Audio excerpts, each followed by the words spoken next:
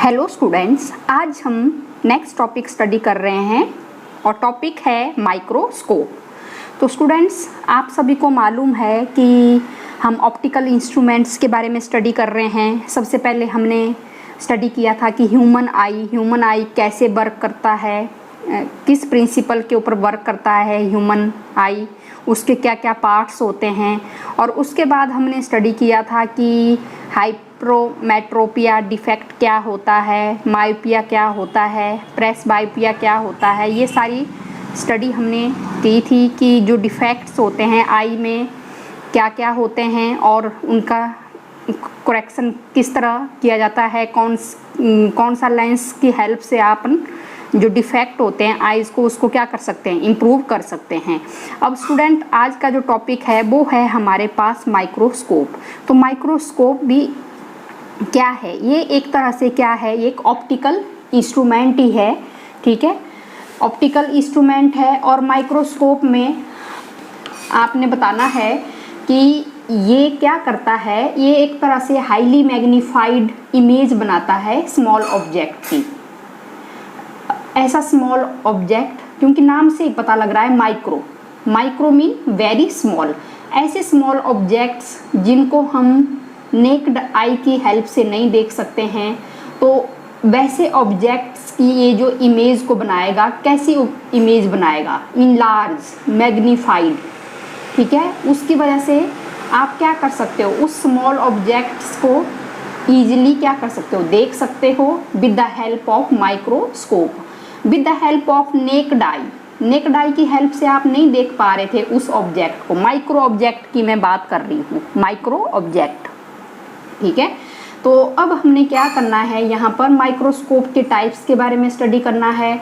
तो फर्स्ट हमारे पास रहेगा सिंपल माइक्रोस्कोप, कि सिंपल माइक्रोस्कोप क्या है, और उसके बाद हम कंपाउंड माइक्रोस्कोप के बारे में भी स्टडी करेंगे। ठीक है, फिर हम क्या करेंगे, कंपाउंड माइक्रोस्कोप के बारे में भी स्टडी करेंगे। अभी हमने सबसे पहले सिंपल माइक्रोस्कोप के बारे में स्टडी करना है। तो स्टूडेंट्स, हमें मालूम होना चाहिए कि जो सिंपल जो माइक्रोस्कोप है, ये एक तरह से कन्वेक्स लेंस हम यहाँ पर यूज़ करेंगे, और इसी को ही हम मैग्नीफाइंग ग्लास भी कहते हैं। माइक्रोस्कोप को, सिंपल माइक्रोस्कोप को हम क्या कहते हैं, मैग्नीफाइंग ग्लास। और ये जो सिंपल जो माइक्रोस्कोप होता है, ये किस प्रिंसिपल के ऊपर वर्क करता है, जब हम क्या करते हैं, एक ऑब्जेक्ट को हम लेते हैं और ऑब्जेक्ट को कहाँ पर हम प्लेस करेंगे। ठीक है, at a distance less than its focal length. जब भी हम ऑब्जेक्ट को ऑप्टिकल सेंटर और फोकल लेंथ के बीच में जैसे रखेंगे, तो उस केस में क्या होता है, एक मैग्नीफाइड इमेज बनेगी उस ऑब्जेक्ट की, मैग्नीफाइड होगी, वर्चुअल होगी और बिल्कुल सीधी इमेज फॉर्म होगी। और जो इमेज फॉर्म होगी वो ऑब्जेक्ट से बड़ी होगी। ठीक है, the image formed is bigger than the object. तो उसकी हेल्प से क्या होगा कि बहुत इजी हो जाएगा उस स्मॉल ऑब्जेक्ट के बारे में पूरा डिटेल से अगर हम स्टडी करना चाहते हैं तो हम उसको स्टडी कर सकते हैं, क्योंकि जो स्मॉल जो ऑब्जेक्ट है उसकी बहुत बड़ी इमेज हमारे पास बन रही है और हम उसको इजी वे में हम उसके बारे में स्टडी कर सकते हैं। ठीक है, और ये जो सिंपल माइक्रोस्कोप है, इसका स्टूडेंट्स, ये जो सिंपल माइक्रोस्कोप का यूज हम कहाँ करते हैं, ये इसको ज्वेलर्स यूज करते हैं, क्योंकि स्मॉल पार्ट्स अगर जॉइंट करने हैं जैसे गोल्ड के, तो वहाँ पर ज्वेलर भी इसका यूज़ करते हैं। और साथ में जो वॉच मेकर्स होते हैं, वॉच मेकर्स, घड़ी बनाने वाले जो भी वॉच मेकर्स होते हैं, वो भी घड़ी के पार्ट्स को जॉइंट करने के लिए भी वहाँ पर इसका यूज़ करते हैं। और साथ में लेबोरेटरी में भी इसका यूज़ किया जाता है, कि जहाँ पर बर्नियर स्केल होता है, बर्नियर स्केल की जो रीडिंग को स्टडी करने के लिए भी, जैसे ट्रैवलिंग माइक्रोस्कोप होता है, स्पेक्ट्रोमीटर्स होता है, और दूसरे जो इंस्ट्रूमेंट्स होते हैं, वहाँ पर भी हम लेबोरेटरी में भी सिंपल माइक्रोस्कोप का हम यूज़ करते हैं। तो आपको अभी ये समझ में आ गया होगा कि माइक्रोस्कोप क्या है। माइक्रोस्कोप ये क्या है, ऑप्टिकल इंस्ट्रूमेंट है। ठीक है, और कन्वेक्स लेंस है। कैसा कन्वेक्स लेंस है, of small focal length, small focal length और इसको आप मैग्नीफाइंग ग्लास भी कहते हैं। और सबसे पहले इसका जो प्रिंसिपल होगा उसके बारे में हम स्टडी करेंगे। तो प्रिंसिपल क्या है स्टूडेंट्स, इसमें हमने बताना है कि प्रिंसिपल में आपने लिखना है principal. A simple microscope is based upon the fact that if an object is placed between the optical center and the focus of a convex lens, it produces a virtual erect and large image of the object on the same side of the lens. Same side of the lens. तो अभी जो distance होगा clear image का वो 25 centimetre रहेगा from the आई। ठीक है, क्योंकि आपको पता है कि जो distance the least distance of distinct vision कितना रहता है स्टूडेंट्स, 25 सेंटीमीटर। 25 सेंटीमीटर। तो अब हमने क्या करना है स्टूडेंट्स, हम इसमें डायग्राम, तो इसमें हमने क्या करना है स्टूडेंट्स, अब हम इसका डायग्राम हम स्टडी करेंगे। तो डायग्राम आपने बनाना है सिंपल माइक्रोस्कोप का। तो स्टूडेंट्स देखेंगे कि डायग्राम हमने कैसे बनाया है। ये हमारे पास क्या है, एक कन्वेक्स लेंस है, एक कन्वेक्स लेंस है और ये प्रिंसिपल एक्सिस है और ये ऑप्टिकल सेंटर है। अब स्टूडेंट्स हमें पता है कि ये convex lens has two foci, एक फोकस पॉइंट मैं यहाँ पर ले रही हूँ और एक फोकस पॉइंट मैं यहाँ पर ले रही हूँ। ये convex lens has two foci क्योंकि दोनों का जो डिस्टेंस रहेगा वो सेम डिस्टेंस पर रहेगा ऑप्टिकल सेंटर से। अब जो ऑब्जेक्ट है स्टूडेंट्स, ऑब्जेक्ट हम यहाँ पर रख रहे हैं ऑप्टिकल सेंटर और फोकस के बीच में, जैसे हम ऑब्जेक्ट रख रहे हैं A B optical centre, let AB be an object lies between focus and optical center of the lens। ठीक है, जैसे ही यहाँ पर रे ऑफ लाइट ऑब्जेक्ट से फॉल होकर कहाँ पर पड़ेगी, कन्वेक्स लेंस के ऊपर यहाँ पर फॉल कर रही है, तो after refraction from this lens, तो ये जो रे ऑफ लाइट है वो कहाँ से पास हो जाएगी, वो फोकस से पास हो जाएगी। After refraction ray of light, इसको मैं D पॉइंट ले रही हूँ और ये आगे X point. Ray of light will pass through the focus, क्योंकि प्रिंसिपल एक्सिस के बिल्कुल पैरेलल में अगर ray of light convex lens के ऊपर फॉल करती है तो आफ्टर रिफ्रैक्शन जो रे ऑफ लाइट है वो कहाँ से पास करती है, फोकस से पास करती है। और उसी तरह another ray of light will pass through the optical centre of the lens. जब ऑप्टिकल सेंटर से यहाँ से रे ऑफ लाइट पास करेगी तो ये बिल्कुल सीधी ऐसे आगे चली जाएगी और ये हमारे पास, मैं इसको बाई पॉइंट दे रही हूँ। अब हम देख रहे हैं यहाँ पर स्टूडेंट्स कि आफ्टर रिफ्रैक्शन जो रे ऑफ लाइट है वो यहाँ पर नहीं मिल रही है। तो उसके बाद क्या होगा कि जैसे ही आप इन रे ऑफ लाइट को बैकवर्ड डायरेक्शन में प्रोड्यूस करेंगे, जब बैकवर्ड डायरेक्शन में हम इसको प्रोड्यूस करेंगे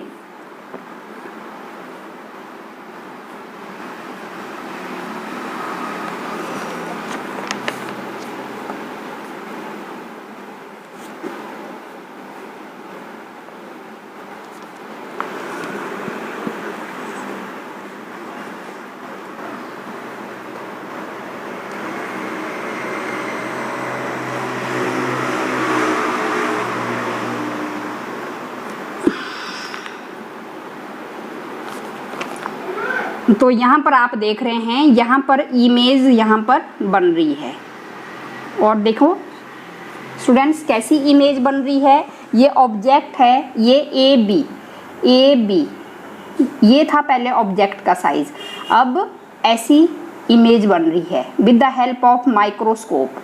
तो ए डैश बी डैश, तो ए डैश और बी डैश, तो ये इमेज यहाँ पर फॉर्म हो रही है इस ऑब्जेक्ट की with the help of convex lens.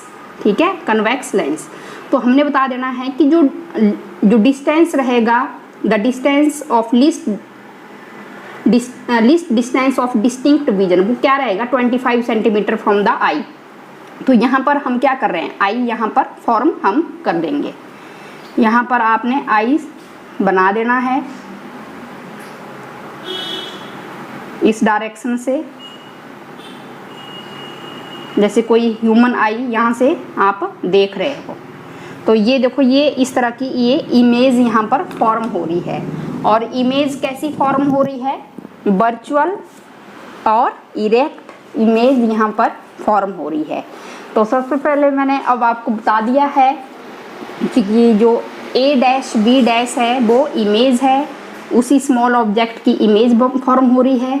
और साथ में क्या क्या यूज़ होंगे सिंपल माइक्रोस्कोप के, इसको हम ज्वेलर भी यूज़ करते हैं अपनी ज्वेलरी बनाने के लिए। और साथ में जो वॉच मेकर्स होते हैं, वॉच मेकर्स में भी जो स्मॉल स्मॉल पार्ट्स होते हैं घड़ी के, उनको ज्वाइंट करने के लिए भी, देखने के लिए भी सिंपल माइक्रोस्कोप की हेल्प ली जाती है। और साथ में लेबोरेटरी में जो स्टूडेंट्स प्रैक्टिकल जब परफॉर्म करते हैं तो वहाँ पर स्मॉल स्मॉल रीडिंग अगर स्टडी करनी हो, बर्नियर जो भी बर्नियर जो स्केल्स होते हैं, जैसे वो ट्रैवलिंग माइक्रोस्कोप होता है, तो उसमें जो रीडिंग होती है उसको स्टडी करने के लिए भी हम लेबोरेटरी में किसका यूज़ करते हैं, हम सिंपल माइक्रोस्कोप का। जैसे स्पेक्ट्रोमीटर्स होते हैं और दूसरे भी कई इंस्ट्रूमेंट्स होते हैं, आप स्टडी करेंगे तो वहाँ पर भी हम सिंपल माइक्रोस्कोप का हम यूज़ करते हैं।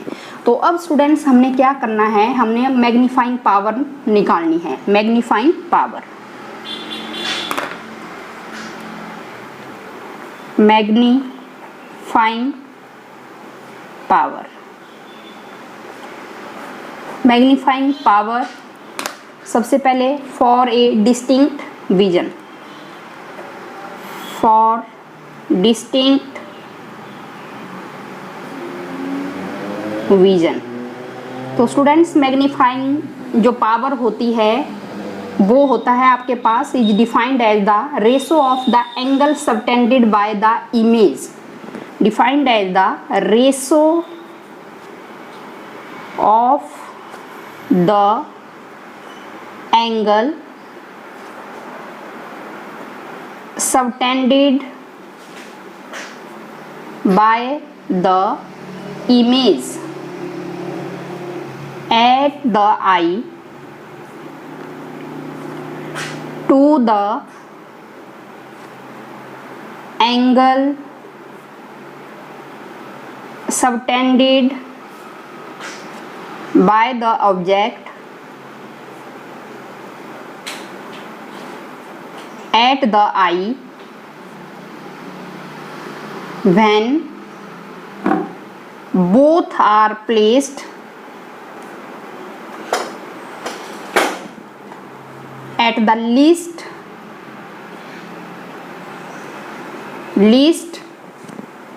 distance of distinct vision, least distance of distinct vision, distance of distinct vision। तो मैग्नीफाइंग जो पावर होगा उसमें हमने क्या करना है स्टूडेंट्स कि angle subtended by the image at the eye to the angle subtended by the object at the eye, जब दोनों कहाँ पर प्लेस्ड हो, when both are placed at the least distance of distinct vision. Least distance of distinct vision कितना होता है students, 25 centimetre वाला जो डिस्टेंस रहता है, डिस्टेंस ऑफ द ऑब्जेक्ट और इमेज। यहाँ पर आपने एडजस्ट करना है least distance of distinct vision 25 centimetre from the eye. तो यहाँ पर मैग्नीफाइंग पावर सबसे पहले क्या होगा स्टूडेंट्स, मैग्नीफाइंग पावर में आपने एंगल फाइंड आउट करना होता है।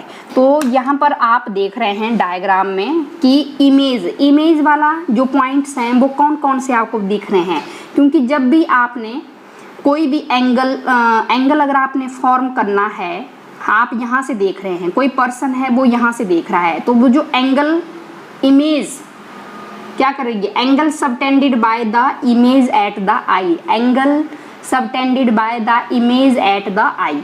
तो यहाँ से हमने ऑप्टिकल सेंटर से ही हमने क्या करना है, एंगल लेना है।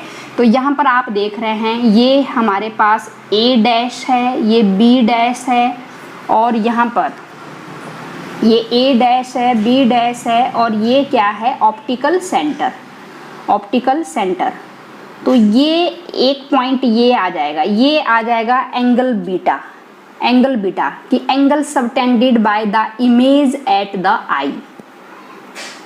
बी डैश ये सी है और ए डैश, तो मैं यहाँ पर लिख सकती हूँ कि एंगल बी डैश सी और A dash is equal to beta. Angle subtended by the image at the eye. अब उसके बाद स्टूडेंट्स ये तो आपको समझ में आ गया कि B dash C A dash ये इमेज वाला पॉइंट है, बी डैश यहाँ पर, सी ऑप्टिकल सेंटर है और ए डैश क्या है, इमेज है। तो ये angle subtended by the image at the I, optical centre से ही आप लेंगे। अब उसी तरह आपने angle subtended by the object at the I, object, ठीक है, when object is at least distance of distinct vision. तो वैसे ही क्या करेंगे, अब ऑब्जेक्ट का पॉइंट आप देख रहे हैं, ये है ऑब्जेक्ट हमारे पास ए बी हमारे पास क्या है, ऑब्जेक्ट है। अब इसी ही ऑब्जेक्ट को हम इमेज पर ले जाएंगे यहाँ पर, क्योंकि ये जो डिस्टेंस है वो सेम ही है, ये ए बी है ऑब्जेक्ट, और यहाँ पर मैं एक पी पॉइंट ले रही हूँ। यहाँ पर क्या किया मैंने, जितना डिस्टेंस ए बी है उतना ही ए डैश पी है, A B is equal to A dash P, है कि नहीं है। जितना ऑब्जेक्ट है A B is equal to A dash P, इस लाइन को मैं आगे यहाँ पर ले जा रही हूँ, मतलब यहाँ से, ठीक है। और उसके बाद आपने क्या करना है स्टूडेंट्स, यहाँ से ऑप्टिकल सेंटर इस सी पॉइंट को पी से मिलाना है।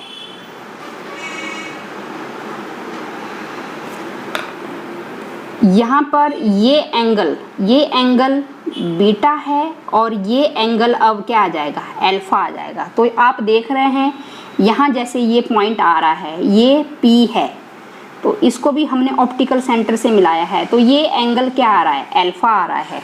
तो मैं इसको angle P C A dash is equal to alpha, angle subtended by the object at the eye. अब स्टूडेंट्स आप सभी ने प्रोटेक्टर की हेल्प से आपने क्या किया है, एंगल तो फॉर्म किए ही हैं। फॉर एग्जांपल के लिए मैं फॉर एग्जांपल की बात कर रही हूँ, अगर हम क्या कर रहे हैं, मैंने कोई प्रोटेक्टर लिया है, मैंने एंगल 35 डिग्री, जैसे 30 डिग्री मैं बना रही हूँ और साथ में 45 डिग्री हम ले रहे हैं। तो हम क्या करते हैं स्टूडेंट्स, मैं आपको यहीं पर रफली मैं इसको बता रही हूँ। तो यहाँ पर ये एक पॉइंट ले लेते हैं, आप पॉइंट ले लेते हैं और इसी पॉइंट से हम क्या करते हैं 30 डिग्री का एंगल फॉर्म करते हैं। जैसे ये मान लो ये हमारे पास 30 डिग्री का एंगल है, फॉर एग्जांपल के लिए मैं बात कर रही हूँ। इसी पॉइंट पर आप प्रोटेक्टर को रखते हैं, यहाँ पर ये 90 डिग्री का एंगल बनता है, और मान लो यहाँ पर जैसे ये 45 डिग्री, ये 30 डिग्री है, तो इसी लाइन को आप क्या करते हो, ये 45 डिग्री, मतलब जो रिफरेंस जो पॉइंट होता है जहाँ से आप एंगल आप क्या कर रहे हो, कैलकुलेट कर रहे हो, दो एंगल आप कैलकुलेट कर रहे हैं, तो पॉइंट को हम क्या लेते हैं, एक ही लेते हैं ना, कि पॉइंट क्या होना चाहिए, एक ही रिफरेंस पॉइंट होना चाहिए एंगल की मेजरमेंट के लिए। कि अगर आप एंगल को मेजर कर रहे हैं तो एक ही पॉइंट से आप क्या कर सकते हो, उसको कैलकुलेट कर सकते हो। ऐसा नहीं है कि 30 डिग्री में यहाँ से लूँ, 45 डिग्री में इस पॉइंट से लूँ, नहीं। अगर हम 30 डिग्री और 45 डिग्री हम एंगल क्या कर रहे हैं, मेजर कर रहे हैं, तो हमें वो एक ही पॉइंट से लेने हैं, एक ही पॉइंट से हम कैलकुलेट करते हैं। अगर आप बना रहे हो, एंगल मेजरमेंट कर रहे हो, तो वैसे ही यहाँ पर भी स्टूडेंट्स, तो ए बी ऑब्जेक्ट को कुछ नहीं किया है, ए बी ऑब्जेक्ट की जो हाइट है उसी के बराबर हमने इसको आगे मिलाया है पी पॉइंट, और पी पॉइंट को हमने ऑप्टिकल सेंटर से बनाया है क्योंकि यहाँ पर हमने जो ऑब्जेक्ट है वो कितना एंगल यहाँ पर फॉर्म हो रहा है, angle subtended by the object at the eye, ये ह्यूमन आई है तो इमेज के लिए मैंने बता दिया एंगल बीटा लिया है हमने, और ऑब्जेक्ट के लिए एंगल अल्फा लिया है। तो अब हम मैग्नीफाइंग पावर हम लिख सकते हैं, मैग्नीफाइंग पावर क्या होगा, बीटा अपॉन अल्फा, क्योंकि रेशो क्या होता है, ratio angle subtended by the image at the I, magnifying power क्या है, मैंने अभी आपको बताया है ऊपर डेफिनेशन में, ratio of angle subtended by the image at the eye upon angle subtended by the object at the eye, angle subtended by the image at the eye divided by angle subtended by the object। तो students beta मैंने बता दिया है किसके लिए लिया है, image के लिए आपने एंगल बनाया है, और अल्फा ऑब्जेक्ट के लिए हमने लिया है। तो मैग्नीफाइंग पावर क्या होता है, जो angle subtended by the image at the eye upon angle subtended by the object at the eye. उसके बाद हमने लिखना है कि जो एंगल अल्फा और बीटा है they are very small angle है, तो उनको हम किससे रिप्लेस कर सकते हैं, they can be replaced by their tangent, since alpha and beta are very small angle, so they can be replaced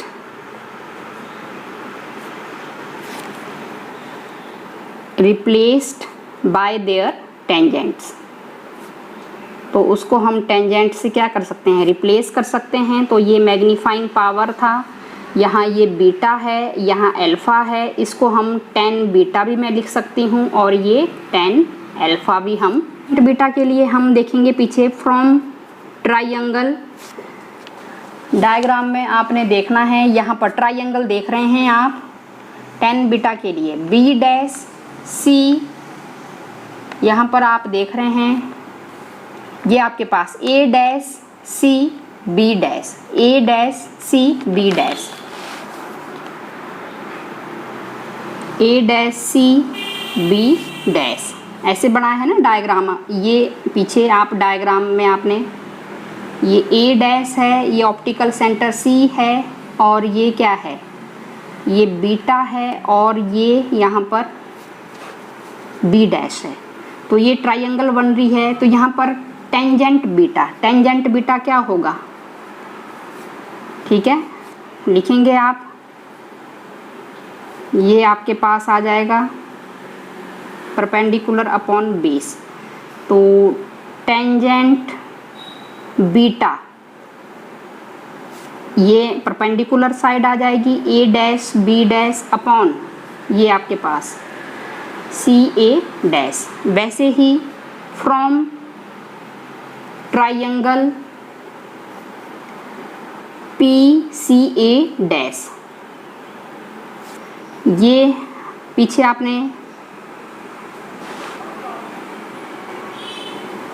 ये ऑप्टिकल सेंटर है, ये सी है, ये ए डैश है और ये पी है। तो ये एंगल अल्फा है, तो ये A dash P upon C dash A, ये हम लिख देंगे डायग्राम में, आपने बता देना है from triangle A dash C P भी लिख सकते हैं आप। तो यहाँ से टेंजेंट अल्फा की वैल्यू हमारे पास आ गई है ए dash P upon C A dash. फिर उसके बाद ये इक्वेशन नंबर 1 है और ये 2 और ये 3 यहाँ पर पुट कर देंगे। तो magnifying power tangent beta upon tangent alpha, tangent beta की जगह हम वैल्यू लिख देंगे ए dash B dash upon C A dash और टेंजेंट अल्फ़ा, तो इधर सी ए डैश आ जाएगा और नीचे ए डैश पी आ जाएगा। तो यहाँ पर स्टूडेंट्स मैग्नीफाइंग पावर की जो वैल्यू आ रही है ए डैश बी डैश अपॉन ए डैश पी आ रहा है, और साथ में आपको पता है ए डैश पी की वैल्यू किसके बराबर आपने ली थी, ऑब्जेक्ट ए बी के बराबर आपने लिया था। यहाँ पर जो ए बी है उसकी वैल्यू ए डैश पी के बराबर लिया था यहाँ पर, इसको ही आपने आगे मिलाया है, ठीक है। तो जितना डिस्टेंस ऑब्जेक्ट का है, ऑब्जेक्ट का डिस्टेंस ये ए डैश पी, आपने ये पॉइंट्स आपने एंगल मेजर करने के लिए आपने क्या किया था, ऑब्जेक्ट की डिस्टेंस को आगे आपने वहाँ पर मिलाया था। तो ये इसको आपने ऐसे लिख देना है, और साथ में मैं यहाँ पर magnifying power A dash B dash upon A B, तो A dash B dash, A dash B dash क्या है स्टूडेंट्स, ये साइज ऑफ इमेज है, size of image upon size of object. तो ये हमारे पास मैग्निफिकेशन की वैल्यू आ रही है, क्योंकि ये हमें पता है कि size of image A dash B dash है और अपॉन ए बी क्या है, साइज ऑफ ऑब्जेक्ट है। अब मैं जो मैग्नीफाइंग पावर है, magnifying power in case of lens v upon u is equal to m हम ले सकते हैं, ठीक है, ये हमारे पास होता है। और साइन कन्वेंशन, साइन कन्वेक्शन में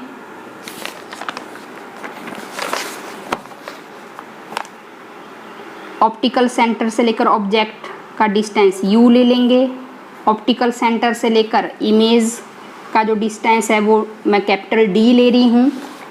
तो इस डायरेक्शन में लाइट ट्रेवल कर रही है और इसके अपोजिट डायरेक्शन में हम डिस्टेंस कैलकुलेट कर रहे हैं। ये ऑप्टिकल सेंटर है और ये ऑब्जेक्ट है।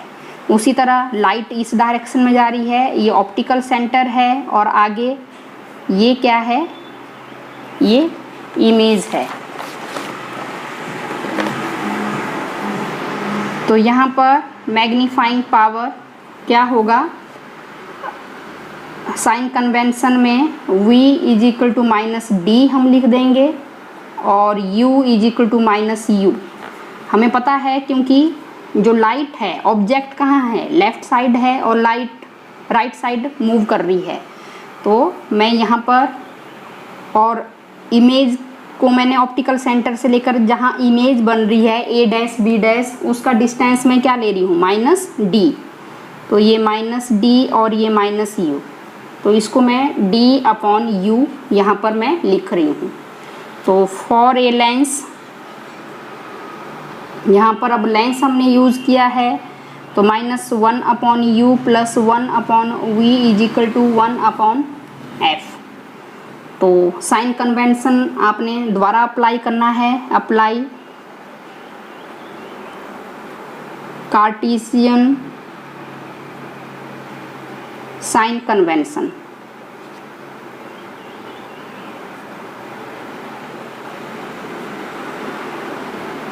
ऑब्जेक्ट कहाँ है, लेफ्ट साइड है लेंस के, ये यहाँ कन्वेक्स लेंस है और ये ऑब्जेक्ट है। तो माइनस यू आएगा और इमेज यहाँ पर फॉर्म हो रही है, तो उसका डिस्टेंस मैंने ऑप्टिकल सेंटर से क्या लिया है, माइनस डी होगा, क्योंकि इमेज भी लेफ़्ट साइड फॉर्म हो रही है। लाइट की डायरेक्शन ये है और इमेज इस डायरेक्शन में बन रही है, तो माइनस डी।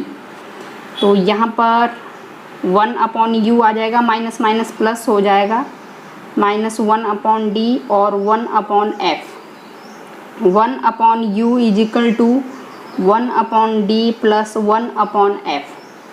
तो अब हमने क्या करना है, मल्टीप्लाई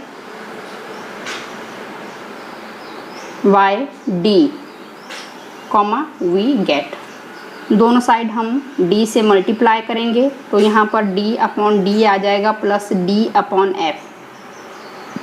तो d अपॉन u is equal to 1 plus d अपॉन एफ। और d अपॉन यू यहाँ पर आप देख रहे हैं, d अपॉन यू ये किसके बराबर है, ये मैग्नीफाइंग पावर, यहाँ पर d अपॉन यू ये क्या है, मैग्नीफाइंग पावर। तो इसको मैं d अपॉन यू की जगह मैं मैग्नीफाइंग पावर लिख रही हूँ।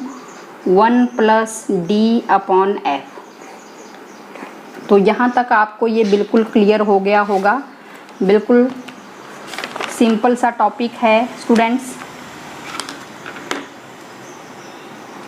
कोई आपको प्रॉब्लम नहीं होनी चाहिए इस टॉपिक में। तो स्टूडेंट्स यहाँ पर आप ध्यान देंगे कि ऑप्टिकल सेंटर से लेकर जो इमेज का जो डिस्टेंस है, हम इमेज को वी लेते हैं, लेकिन यहाँ पर हमने क्या लिया है, जो डिस्टेंस है the least distance of distinct vision, उसको हम डी से हम मेजर कर रहे हैं, क्योंकि जो डिस्टेंस है क्लियर इमेज, जो क्लियर इमेज जो यहाँ पर फॉर्म हो रही है उसका डिस्टेंस कितना है, the distance of the clear image is the, ठीक है, is at the least distance of distinct vision 25 centimetre from the eye. अब डी क्या है, D 25 centimetre, least distance of distinct vision, जो इमेज का जो डिस्टेंस रहेगा वो इस डिस्टेंस पर रहेगा, least distance of distinct vision. तो ये आपको पता होना चाहिए कि हमने क्या करना है स्टूडेंट्स, कि जैसे ही हम कहाँ राइट साइड से हम देखेंगे लेंस के ऊपर, तो हमें एक मैग्नीफाइड इमेज हमें फॉर्म हो रही है ए डैश बी डैश। उस केस में क्या हो रहा है कि जो ऑब्जेक्ट है वो बिगर, आप उसको देख पा रहे हैं, ठीक है। तो हम क्या करेंगे, हम पोजीशन को इस तरह एडजस्ट करेंगे लेंस में कि जो इमेज है वो कहाँ पर फॉर्म हो रही है। The image is formed at a distance of about 25 centimetre from the I. The image is formed at a distance of about 25 centimetre from the I, which is the least distance of distinct vision, ठीक है। जब this is done because when image is at the least distance of distinct vision, ठीक है। तो आपने बता देना है कितना डिस्टेंस रहेगा, वो 25 सेंटीमीटर फ्रॉम द आई। तो यहाँ पर हम डी, हम इसके लिए हम ले रहे हैं डी, कैपिटल डी, और ऑप्टिकल सेंटर से लेकर ऑब्जेक्ट का डिस्टेंस यू ही है, और लेंस के लिए -1 upon u plus 1 upon v is equal to 1 upon f आप लेते हैं। और साथ में जो माइनस इसलिए होगा क्योंकि ये जो ऑब्जेक्ट है वो लेफ़्ट साइड है और लाइट किस डायरेक्शन में जा रही है, राइट साइड में जा रही है। तो वैसे ही इमेज भी कहाँ है, लेफ़्ट साइड है, ठीक है। तो ऑब्जेक्ट जो लाइट है वो राइट साइड जा रही है, तो माइनस लगेगा। और ये हमारे पास वैल्यू यहाँ पर आ रही है मैग्नीफाइंग पावर की, तो यहाँ पर आपने कर देना है। अगर स्टूडेंट्स यही केस अगर हम नॉर्मल विजन के लिए भी हम करें, अगर for normal vision, normal vision के केस में स्टूडेंट्स क्या होगा, जब when I is looking at a distant object, जो डिस्टेंट ऑब्जेक्ट के ऊपर अगर आई जब देखती हैं तो अब स्टूडेंट्स हम स्टडी करेंगे नॉर्मल विजन के लिए कि नॉर्मल विजन के केस में क्या होगा, ठीक है। तो फुली रिलैक्स्ड कब होती हैं आईज, ठीक है, जब हम to see the image with relaxed eye. तो जो इमेज होती है वो कहाँ पर फॉर्म होती है, इन्फिनिटी पर फॉर्म होती है। The image must be formed at the infinity to see the image with the relaxed eye. अब आपको पता है कि रिलैक्स्ड आई कब होगा, टेंस आइज कब होता है, तो ये हमने पूरा डिटेल में हमने सिलरी मसल्स के बारे में कब फुली रिलैक्स्ड होती हैं, जब इमेज कहाँ पर फॉर्म हो रही होती है, इन्फिनिटी पर फॉर्म हो रही होती है। तो हमने क्या करना है, हमने माइक्रोस्कोप को नॉर्मल एडजस्टमेंट करना है कि जब जो इमेज है वो कहाँ पर फॉर्म हो रही है, इन्फिनिटी पर फॉर्म हो रही है नॉर्मल विजन के केस में। तो ये हमारे पास इस तरह डायग्राम आपने बना देना है।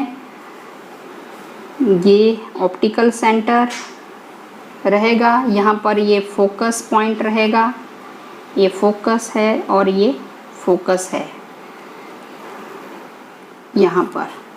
तो यहाँ पर स्टूडेंट्स क्या होगा कि to see the image with relaxed eye, तो उस केस में जैसे ये ऑब्जेक्ट हम यहाँ पर प्लेस कर रहे हैं, ए बी ऑब्जेक्ट, जो पैरेलल रे ऑफ लाइट होगी after refraction it will pass through the focus another ray of light will pass through the optical center of the lens। जब हम इसको बैकवर्ड डायरेक्शन में हम फॉर्म करेंगे तो वो जो इमेज होगी वो एक तरह से कहाँ पर फॉर्म होगी, वो इन्फिनिटी में जाकर मिलेगी। Image formed at infinity, infinity पर फॉर्म होगी उस केस में।